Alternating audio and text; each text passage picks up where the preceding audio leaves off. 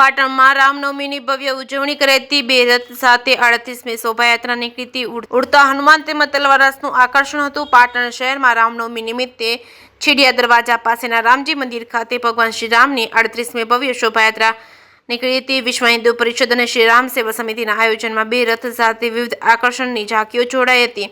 બપોરે 12:39 કલાકે મહાઆરતી બાદ શોભાયાત્રાનો પ્રારંભ થયો હતો। રથમાં અયોધ્યાની મૂર્તિઓની પ્રતિકૃતિ તેમજ બીજા રથ રામ લક્ષ્મણ સીતાજીની મૂર્તિઓનું સ્થાપન કરવામાં આવ્યું હતું। સીતારામ બાપુ તેમજ શંકર ભારતી બાપુ તેમજ ફ્રાન્સના વિશ્વ ગોદાવરી માતા સહિત અનેક સાધુ સંતોએ આરતી ઉતારી હતી। શોભાયાત્રામાં હવામાં ઉડતા હનુમાનજી વિશે આકર્ષણનું કેન્દ્ર બન્યા। દુર્ગા વાહિનીની 300 થી વધુ બહેનોએ તલવાર રાસ કર્યો હતો।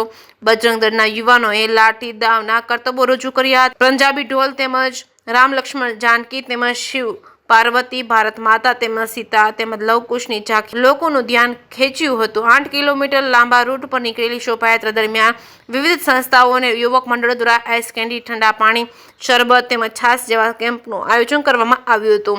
JK સિંહ ગુજરાતી સાથે પ્રવીણ પંચાલ, પાટણ।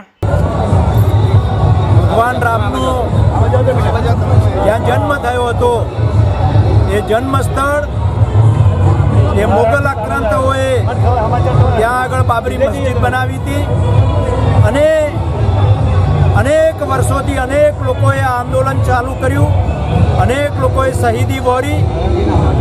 1990-91થી વિશ્વ હિન્દુ પરિષદ દ્વારા આ રામ જન્મભૂમિ મુક્તિની યાત્રા શરૂ થઈ અને ત્યાર પછી સતત લોકોનો એમાં ઉમેરો થતો ગયો અને સમગ્ર દેશમાં એક રામમય વાતાવરણ બન્યું। અને આ રામમય વાતાવરણ બન્યા પછી એ સમયે પાટણ શહેરમાં ગામ રામજી મંદિર અહીંયા વર્ષો પુરાણું છે, ત્યાંથી વિશ્વ હિન્દુ પરિષદ પાટણ દ્વારા ભવ્ય રામ જાનકી રથયાત્રાની શરૂઆત થઈ અને આજે 38મી રામ જાનકી રથયાત્રા એ અહીંયા ચાલી રહી છે। અને જે ભગવાન અયોધ્યામાં જે મંદિર છે અને ભગવાન રામની જે પ્રતિમા છે એ જ પ્રતિમા અહીંયા રથમાં અહીંયા શોભાયમાન છે અને સૌ લોકો એનું પૂજન અર્ચન કરીને દર્શન કરીને એનો લાભ લઈને ભગવાન રામ અમને સૌને શક્તિ આપે અને સનાતનને સૌ લોકોને આગળ વધવા માટે એમના આશીર્વાદ મળતા રહે એ પ્રકારે સૌ વિશ્વ હિન્દુ પરિષદની ટીમ આ આયોજન કરી રહી છે। ખૂબ જ ઉત્સાહપૂર્વક રામજી મંદિરથી નીકળેલ છે ભવ્યાથી ભવ્ય શોભાયાત્રાની અંદર આ વખત વિશેષ ઝાંખીઓ વિશ્વ હિન્દુ પરિષદ દ્વારા રાખવામાં આવેલ છે। પંજાબથી વિશેષ બેન્ડ મંગાવવામાં આવેલ છે। હવામાં ઉડતા હનુમાનજીના આ વખતે દર્શન થવાના છે તેમજ પ્રશાસન તરફથી 350 થી 400 પોલીસ કર્મીઓ પણ આપણી સાથે જોડાયા છે। રામનવમી શોભાયાત્રામાં આ વખતે 40 જેવી બગી, ટેબલો એ બધું તેને 40 સંખ્યા છે।